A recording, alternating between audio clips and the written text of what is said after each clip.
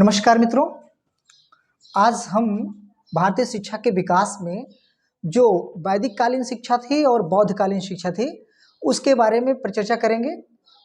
वैदिक कालीन शिक्षा और बौद्ध कालीन शिक्षा का आज हम तुलनात्मक अध्ययन के रूप में परिचर्चा करेंगे। तो मित्रों, सबसे पहले हम जो बात कर रहे हैं वैदिक काल के बारे में।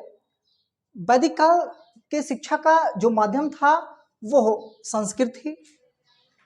इसी प्रकार अगर हम बौद्ध काल की बात करें तो बौद्ध काल के शिक्षा का माध्यम जो था संस्कृत और पाली दोनों था। जैसा कि आपने देखा कि शिक्षा का जो माध्यम वैदिक काल में था वो संस्कृत थी और बौद्ध काल में शिक्षा का माध्यम जो था संस्कृत और पाली दोनों थी। इसी प्रकार शिक्षा जो वैदिक काल की थी वो वैदिक काल की शिक्षा गुरुगृह का मतलब होता है कि गुरु के घर जाकर के शिक्षा ली जाए अथवा गुरुकुलों में दी जाती थी। इसी प्रकार अब बौद्ध काल की बात करें तो बौद्ध काल में जो शिक्षा दी जाती थी वो विद्यालयों में, बौद्ध मठों में तथा विश्वविद्यालयों में दी जाती थी। इस प्रकार इससे स्पष्ट होता है कि वैदिक काल की शिक्षा जो थी वो बड़ी सत्ताहीन थी और ये जो थी वो विद्यालयों में थी, बौद्ध मठों में थी, विश्वविद्यालयों में थी। आगे अगर बात करें, जो छात्र जो होता था वो परिवार के रूप में रहता था। वैदिक काल की शिक्षा का बड़ा विशेष महत्व दिखाया गया है कि छात्र जो होता वो परिवार के रूप में रहता था। जब पढ़ने जाते थे तो वो उसी परिवार में रहते थे, वहाँ खाना बनाना, रहना, गुरु के आज्ञा का पालन करना, पूर्णतः पालन करना, यानी सारी चीजें जो रहती थी वो जो है छात्र परिवार के रूप में रहता था। लेकिन अगर बौद्ध काल की बात करें तो छात्र क्या रहता था? संस्थागत रहता था। आया, पढ़ा, लिखा, अपना काम किया और अपने घर चला गया।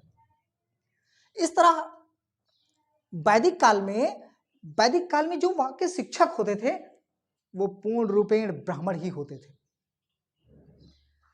एकदम स्पष्ट था कि वो ब्राह्मण जाति का ही होगा, अदर कास्ट का वो नहीं हो सकता है।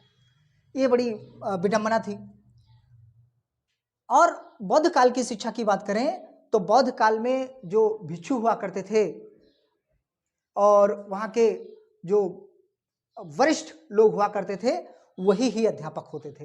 अध्यापक भिक्षुओं में से ही होता था। इसका कहने का मतलब है कि जो भिक्षु लोग होते थे जिसमें से बहुत वरिष्ठ होते थे और उनको ज्ञान ज्यादा हो जाता था तो उसमें से ही चुन लिए जाते थे अध्यापक के रूप में। आगे हम बात करते हैं तो छात्र जीवन जो था, देखिए वैदिक काल की अगर हम बात करें तो छात्र जीवन जो था वो कठोर था, बड़ा अनुशासनीय था। वहां का शिक्षक यदि कोई भी कार्य कह देता, भले ही वो मानवीय ना होता, अमानवीय भी होता, तो भी वहां पे छात्र को गुरु की आज्ञा का पालन करना ही होता था। लेकिन अब हम जब बात करते हैं कि बौद्ध काल में, तो बौद्ध काल में छात्र जीवन सुविधापूर्ण था। जैसे कि आज के जो है वर्तमान काल में देखा जाता है कि बच्चा चाहे जिस विषय को चुन ले।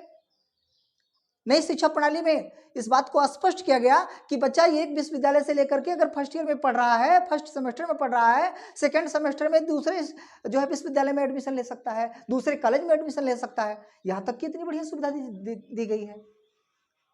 लेकिन जब वैदिक काल की बात करते हैं तो वैदिक कालीन में अगर एक शिक्षक को चुन लिए तो वही शिक्षक आपका नैया पार करता था। लेकिन ये चीजें जो होती थी वो छात्र जीवन में जो होता था, यहाँ की अगर बात करें तो छात्र जीवन बौद्ध काल में सुविधापूर्ण था। एक मठ में नहीं, दूसरे मठ में, तीसरे मठ में आप शिक्षा अर्जन कर सकते थे और वहां पे बहुत कठोर चीजें नहीं की जाती थी। वहां की शिक्षा में लचीलापन था। वहां की शिक्षा में एक परिवार के सदस्य के रूप में बना लिया जाता था। इतनी सुविधापूर्ण थी। अब हम बात करते हैं वैदिक काल में जो शिक्षा दी जाती थी वो किस प्रकार की थी। वैदिक काल में शिक्षा निःशुल्क थी, परंतु सभी को शिक्षा का अवसर नहीं था। वहां पे शूद्रों को, स्पष्ट करते चले, शूद्रों को शिक्षा का महत्व नहीं दिया जाता था वैदिक काल में। वहां पे उच्च कुलीन लोगों को शिक्षा की व्यवस्था पूर्ण रूपेण दी जाती थी। बौद्ध काल में शिक्षा शुल्क किसी न किसी रूप में देय था। यह बहुत स्पष्ट बात है कि शिक्षा यदि आपकी निःशुल्क हुई तो उसमें कहीं ना कहीं कमी पाई जाएगी। ये बात स्पष्ट है कि शिक्षा यदि कहीं भी निःशुल्क हुई तो निःशुल्क शिक्षा में, इस बात का मैं पक्षधर हूं कि निःशुल्क शिक्षा आपको कहीं ना कहीं किसी न किसी दरवाजे पे आपको कमी, अभाव महसूस करा ही देगी। लेकिन अगर शिक्षा दी जाए तो किसी न किसी रूप में अगर लिया जाता है तो छात्र भी संतोषजनक महसूस करता है। आगे बात करें कि वैदिक काल संस्कृत भाषा पढ़ाई जाती थी और बौद्ध काल में पाली भाषा के साथ साथ अन्य भाषाओं के भी अध्ययन का प्रावधान था। धन्यवाद।